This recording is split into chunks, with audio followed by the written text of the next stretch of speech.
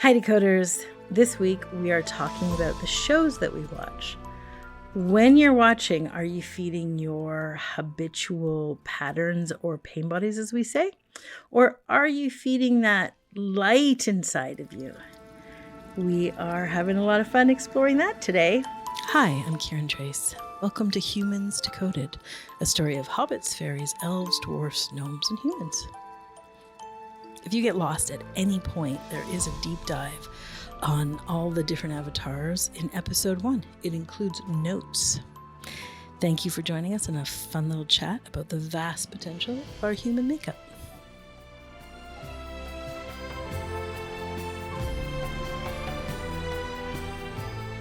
Hi Leela. Hi Cami. Hello everybody. How you doing? Hi. You know, Decoders, Leela and I just watched K-pop Demon Hunters again. It was my third time watching it. And wow, I can confidently say it's the greatest show in the world. I was like, oh my God, are the three of us, the K-pop Demon Hunters? Because Leela is obviously Mira, the red hair. She's also so long and so lean, and she's this amazing mover. And she's also like a really good kind of like checkmate for both Cami / Zoe and me. Cami has to be Zoe because she's just so cute and she's just so full of ideas and she's just so ready and enthusiastic to jump in. She has all the journals with all the true statements anytime we need it. She's got the diagrams and the sayings, which means that I'm probably roomy because, a lot of ideas, a lot of business. I'm kind of leading the crew, but also, kind of part demon. That one foot in the other world. Yeah, maybe that's more true. One foot in the other world, quite a lot. Anyways. So yeah, we want to talk about what we're watching. And I think we often totally underestimate how much what we watch has an influence in a way on our lives. For me, for instance, there's no distance between the movies or series I watch or even the music I listen to. It's so immediate. So when I do watch something from pain body being, our baggage or a belief system that we have inherited or just a bit of conditioning. So when I do watch something from pain body, which does happen occasionally, I do really get entangled in it. Like I love to take a closer look at this with you guys because it's always this wonderful opportunity to just gain more clarity. Okay, I think that's a great point that you're bringing up, Leela, because in our self-awareness journey and here on the podcast, we're talking about a journey of becoming more and more authentic. The more authentic you are, the more connected to yourself you are, right? Like that just makes sense. And then the more connected to yourself you are, that means the more connected to the world. Like it's impossible to be connected to yourself and not connected to the world. We've been addressing this recently in other podcasts about like, are you in a la-la or is it a fake trance or the comfort zone of your pain body? Because if you're really becoming more authentic, you're more connected into the present moment and into the world. And so that creates a sensitivity. That's what that is, a really beautiful place of being really sensitive. Okay, not really. I don't know who's defining really. I'm really sensitive. But it is being sensitive enough to hear yourself, which then makes you sensitive to hear others, to hear the world. And it's a really sweet thing that happens when there's more connection to everything. But it's also more connection to the shows you're watching. And, as Leela's saying, it becomes more immediate. It becomes more real. You're experiencing the emotions and sensations that the characters are. So that's just all the more reason that we really want to be aware if we're feeding into what we call that pain body, which is also our baggage, or we're just feeding our baggage, or are we feeding the light, the transformation, the authenticity that we're developing in these beautiful connected pathways? Simply by becoming more and more aware of ourselves, we're building these really sweet, interconnected paths. That was beautifully said. And I like how you describe the sensitivity as more connection, because decoders, I think we all know that feeling when we're just doom scrolling. Totally disconnected. You've left the room. You're just scrolling past garbage. Nothing's touching you. Versus when you're immersed in a series that lights you up and you feel like you've been someplace, or, you know, you've like transformed by following their journey. And there's that old adage, there's two wolves inside of you. One of them is a fiend for pain body TV. The other one, not so much. So one wolf is watching all the bad garbage, and the other one is not so interested and would rather have movie night with family. Oh, those wolves. Exactly. Okay, I love an old koan modernized. There's two wolves in front of the TV.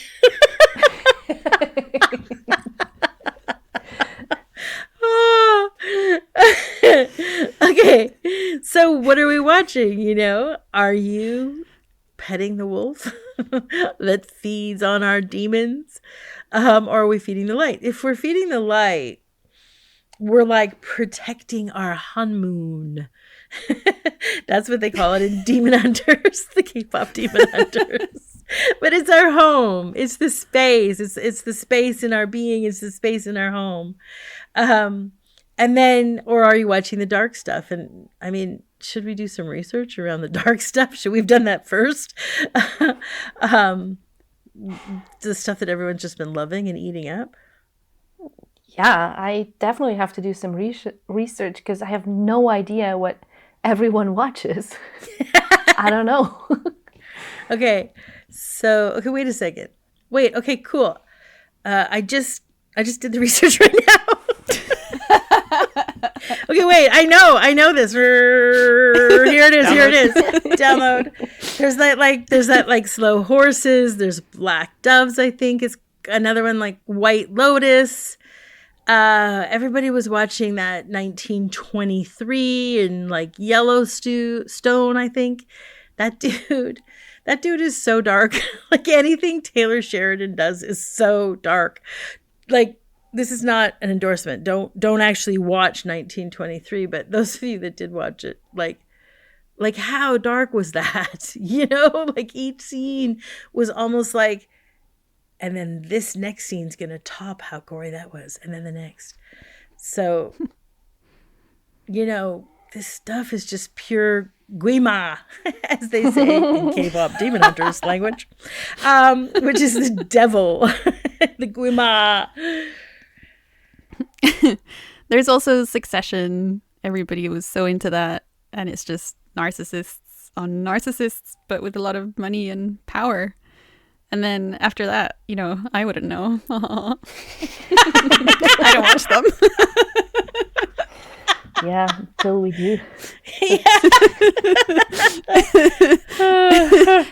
Until I have a slip, for example.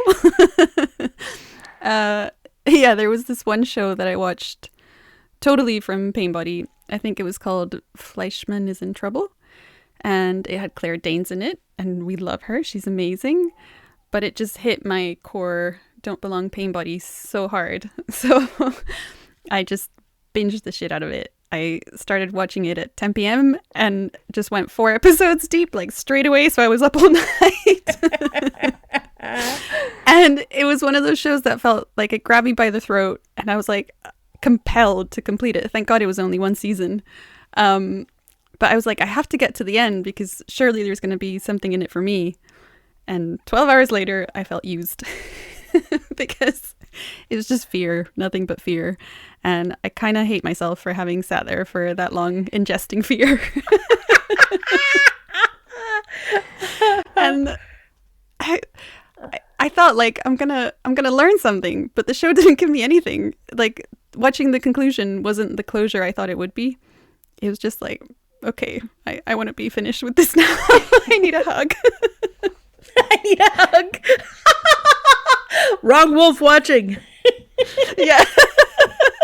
I gave that one a big meal. I kind of appreciate your hardcoreness, though, of like you go in and you stay for 12 hours. I don't think I've ever managed. But my sort of secret vice, is it the word? Mm-hmm. Are these romantic, very, very stupid romantic TV shows. Often they're from Latin America or from Turkey. And oh my God, they're so bad. And I go in thinking it'll entertain me because it's so bad. But what it does is it just feeds my romance baggage bullshit, because there, jealousy and sort of possessiveness and obsessiveness is portrayed as normal. Like, this is what happens when you love somebody. And Bitches and cray. And then it almost feels like, yeah, as we said before, like their feelings are my feelings. And then I'm sat there with this like huge cloud of, let's say, jealousy sort of growing and feeding on me or feasting on me. I don't know. And it becomes really gross. It becomes a physically gross sensation to keep watching these shows, because I start to feel like, I don't know, more and more dead inside, more and more, I don't know, just all this drama that isn't actually my world anymore. So yeah, no bueno. Okay. This is so embarrassing. So I will say it was about 12 years ago from now, just to save myself. it was 12 years ago. Okay, y'all, the show is called Justified. And oh my God, it was almost like my actual pain buddy wrote that script. I gave it a pretty decent try there. Man. And it was like so captivating. It was like so juicy. The lead characters was like, oh God, like Timothy Oliphant was like the lead up against like Walter Goggins, and like these are like, for Kiran, like super hot, super hot list. So they were just this like, I don't know, like captivating attractiveness, and then you wrap it around a story of this just evil town. There's nothing in this town but darkness. Like, it's never going to transform. It isn't about transformation. But wow, does Timothy Oliphant's, sheriff try. And he's gritty and he's tough. And yeah, it's, he does everything to try to bust it up, but it never actually cleans anything up. And I will say, I was similar to Cam. I may have been like 4 episodes deep in this, just like, you know how cartoons do the zombie eyes, where my eyes just turned into spirals? And like, I don't even think I was properly, I think I was just like pitched on the edge of the couch, and I think I was even watching it like not even on a decent screen, like on my laptop. I was so gripped. And wow. It took me about 4 episodes of the first season to just like come out of that trance and realize it was just my injustice watching it. I mean, it's literally called Justified. Which is another word for injustice. And anyways, it felt like waking up after a binge hangover, pulling out of that. And oh my God, it was so wild. Like, I remember like literally like coming out of the trance, shaking my head and like walking myself into a quiet meditation space so that I can go and be with my injustice pain body, with the baggage that thinks it's so fucking justified about everything. Wow, was that a humbling experience? It just like so close up and so connected, watching this feeding, you know? And, you know, you just start to understand, like, you know, it's the same trance that cocaine can give you. You know, it's the same kind of like captivation. So we're not underestimating the power of that baggage having a feed. But the highlights, like as Cami have said, if you're staying up all night, if you have to see it, like the captivation is so there. If you think about it when you're not watching it, if the conclusion just gives you a hangover and then you kind of hate yourself for the wasted time, that's how you know the pain body's feeding. That's how you know you've taken it to the trough. Okay, so we know what it looks like when you feed the pain body wolf. What's it like when it's a nice show? What's the experience there when, you know, we're feeding the light wolf instead of the grabby, handy pain body one? Yes, right? Because does that mean it's boring? Does that mean it's a family show? And the production values are very meh? I mean, it can be, for sure. I think it's getting more and more family for me. Okay. Yes. Which is that connection I was talking about, right? The more we find our own authentic self, the more connection we start to have to everything, not just ourselves. So those family shows suddenly seem to have a little more detail than you remember having them before, and a little more captivation than what the mind used to bounce as boring. Yeah, for sure. I mean, remember the H2 Mermaid show that we all loved? I think it's on Netflix. I guess from like a normie perspective, it's super boring. We were all captivated for hours and hours and hours by this show. But yeah, what is it when it's a nice show, when it's feeding my light? I don't remember actually these shows because, yeah, if I love something a lot, it doesn't retain somewhere. I watch something and then the moment shifts. So I don't watch it anymore. I'm over here doing, let's say, prep for the podcast or recording the podcast. And then it's almost like the show I watched, it's just gone. It dissolved back into where it came from, which is just that, well, ultimately that one field, right? Which in a way it's so great because I can watch all these great movies like K-pop Demon Hunters 4 times without a problem because I forget. It's gone. And I often also do like save the last half hour of the last episode of a series from a show I love because I don't want it to be over too soon. But then I also forget that I saved this last half hour and then randomly I would come back to it. I would find it again, stumble across it. It's like, oh, so just recently I came across the last half hour of a series from last year, Christmas series. I was like, oh, cool. Nice. What a surprise. So you might scoff at like, you know, the Hallmark holiday movies, but we want to go out here on a limb and recommend them. Well, 1010 recommend Korean TV shows. Like we want to say Attorney Woo, Hometown Cha-Cha-Cha, Tastefully Yours. These are the names of Korean TV shows that are so mwah.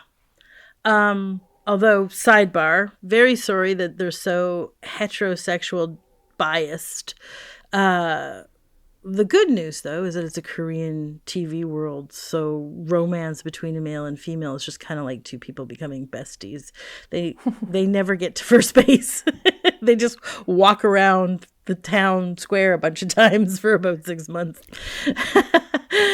However, Korean culture overall isn't fully embracing gender fluency and sexuality fluency. So nevertheless, we do recommend it. British Bake Off. And what Leela's describing, what I would say too, it's like when I'm watching the show that is The Light Wolf, it's lighting me up inside with a kind of a sweet presence. And that presence is very similar to what you're feeling in like meditation, you know, like in the way you feel watching a sunset, or in the way you feel watching your dog or your loved ones or your plants. It's just this sort of sweet glow. And so these shows kind of promote that meditative space. And then, as Leela's saying, and then so you're in there and captivated, and it's really sweet and it's yummy, but then you can easily go and whatever it is you're doing, and it just dissolves into nothingness where it came from. So I think that what happens is it sort of parks that aggressive, loud mind and just lights my space. Sometimes I've heard you describe it like, you know, it's a babysitter for the mind, like go park there. And then you just kind of sit inside yourself like, I've discovered this kids show called, well, it's for young adults. I think it's called Merlin, and it's an old BBC TV show from 2008, and the effects are really bad. But it's basically like Game of Thrones without the sex and violence, and it's a fantasy, and it's like, I just love it so much. I look forward to it every day. And I love the detail you said, Kiran, about it being so boring. The pain body perceives it as boring. And then when I reflect on why I love Merlin, it's like, it's slow enough that it lets me linger in the details, and it kind of feels like hugging a young kid. And there's something really wholesome about it. And then for me, there's also like just a sweet appreciation of the making of the show. So the costumes and the writing, and, you know, I can kind of picture everybody banding together to like execute this vision. Although, sidebar, I'm now in season 2 and their budget got bigger. And so the action sequences are a bit more in your face. So jury's out whether it remains totally pain body light, but it's still a really cute show. Yeah, you know, it's in the small details. And really that's about that more connection. The more authentic we are, the more connection to ourselves, the more neural pathways in our brain. And those neural pathways in the brain, now there's more of them, they pick up detail. Where before, when we're disconnected, the way that our baggage or pain body disconnects us, we bounce from the details. We're not receiving it. It's not being picked in. There's these general washes. So, you know, swinging it always back to K-pop Demon Hunters. As I said, I'm on my 3rd watch. I'm just so in love with Maggie Kang. Because, you know, the details, these small details in K-pop Demon Hunters is so empowering. And the details are these background small bits that are sculpting the environment of a show. And again, the mind bounces off of that. But the more connected we are, we have more pathways to catch all the detail. And in Maggie Kang's case, is actually sculpting a new paradigm, these tiny little details. The girls wear these baggy, oversized clothes. They're not doing skimpy in their ordinary lives. They go out in PJ bottoms and slippers because it's comfortable. They're not focused on, you know, teenage girls looking for sex appeal. Instead, it's comfort. And they eat a lot before a big show. They don't starve themselves for a photo shoot. And they cry when their fans cry. They're not cool and aloof. And they want couch time. They don't want fancy name brand retreats. So Maggie Kang's sculpting an environment in this show, but it's actually, she's helping define what we're seeing for young girls as a new paradigm that's an empowering paradigm. And is Maggie Kang the director? Yes, she wrote it, she created it, she directed it in collaboration, true. But she did the Lego Ninja show and the Kung Fu Panda. She did Rise of the Guardians. She did Puss in Boots. Maggie Kang shows Light Your Honmoon. They light your inner light, your I'll say that she kind of really also gets the dark stuff quite good. Those details are not so off the mark. So her shows usually have this very sweet transformation occurring. Anyway, Maggie, I am so your fangirl. Okay, like, call me. I'll help you dial in the details of your next show, okay? So, like, call me. Really, call me.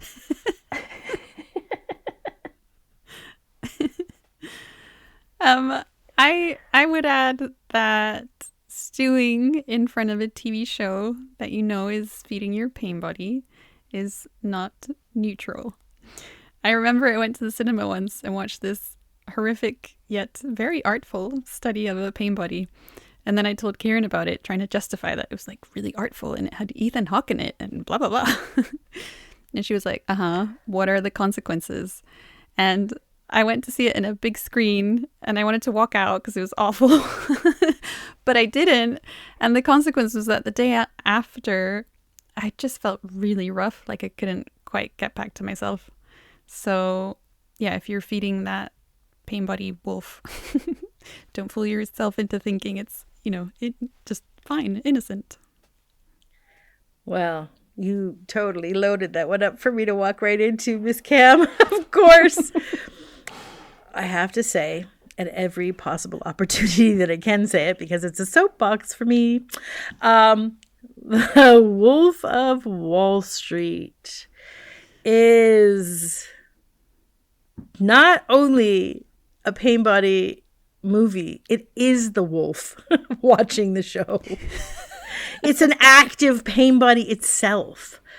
The movie actually infects people who watch it with a kind of a mind fuck that kind of infects the way your mind is thinking. Like it goes in there and it starts to highlight and then begins more and more gravitation towards dark stuff. So the subject matter is obviously humanly revolting. It's just sort of beyond any level of humanity. It's about enormous disconnection. But what makes it an active pain body is the messed up process of the director of that film. The director filmed it from first person. So it's from the psychopath's point of view, right? The film looks out his eyes, but it softened out the psychopath's self-awareness or any inner critic. So what you get is a view of the world through this really violent psychopath, who's profoundly disassociated, but there's with no critic of the psychopathic behavior, which is a subtle but authoritative endorsement of these behaviors for 2 or 3 hours. So it is intentionally criminal, which is to say, like, there's a lot of movies that glorify a pain body. I'm not saying that. This film is different. It's an active pain body. Like it's a pain body itself. I've only ever come across 2. Natural Born Killers was one, and this one, Wolf of Wall Street. So like you could say, I don't know, any movie that Tarantino ever made glorified pain body. You can point to a lot of directors and say, oh, that's their whole career was just glorifying pain body. That's what they did. But they didn't create a pain body and then go and infect everyone. Whereas the movie The Wolf of Wall Street is an active pain body that affected everyone, partly because the team behind it lobbied so hard for the Oscar. They paid off everyone and anyone to make sure it was on the Oscar list so that it then infected millions of people who otherwise would have never even heard of the movie. So please never watch this movie or never watch it again. It's reprehensible. I mean, it's fine for anybody all the humans who are here to become a little more violent, a little more aggressive, and more horrifying. And sure, it's Earth. Obviously, that's going on. But decoders, we're talking about the more authentic you become, the more connected and aware you become. So then this movie is a biohazard for you. It will harm you. I mean, it harms everyone who watches it, but you'll be aware of the harm. Mm-hmm. It's going to zing more for you. So I just want to plant a flag right here and say, this is the kind of behavior I have no acceptance for. No is my no-fly zone. And I will say, like, I'm a pretty open-handed person about a lot. I am so incredibly non-dual. Like, I don't have black and white. I don't have a lot of rules. I don't have a lot of judgment. I'm very here right now. So like the actual psychopath the movie's built around, I could actually sit with him and accept it. I could understand. But I cannot sit or accept how this movie got made and the choices the director made behind it. So no fly zone for me. Perfect example of the actual wolf. And that's the end of my soapbox. Thank you for giving me your attention on that. On the other hand, without any big payoffs, lobbyists, or manipulative marketing, K-pop demon hunters. 325 million views to date, which is actually one of the biggest shows of all time considering its release date, and almost no marketing when it first came out. Almost nothing. Secretly, silently popped out. Even Maggie Kang herself had no idea that it would be a hit, let alone the greatest movie of all time. Wow. I'm just so inspired by that. We should all be so inspired by that. It's like that's a global number. So everyone loves this incredibly uplifted Feed Your Light show. Also, hugely globally popular show, British Bake Off. Humanity is not out there eating up all the fucking wolf of Wall Street. The wolves, all the dark wolves. It's not happening. The numbers, the data are showing us otherwise. And isn't that awesome? Isn't that so great? We're going up, up, up. We're coming golden. Together we're glowing. We're gonna be golden.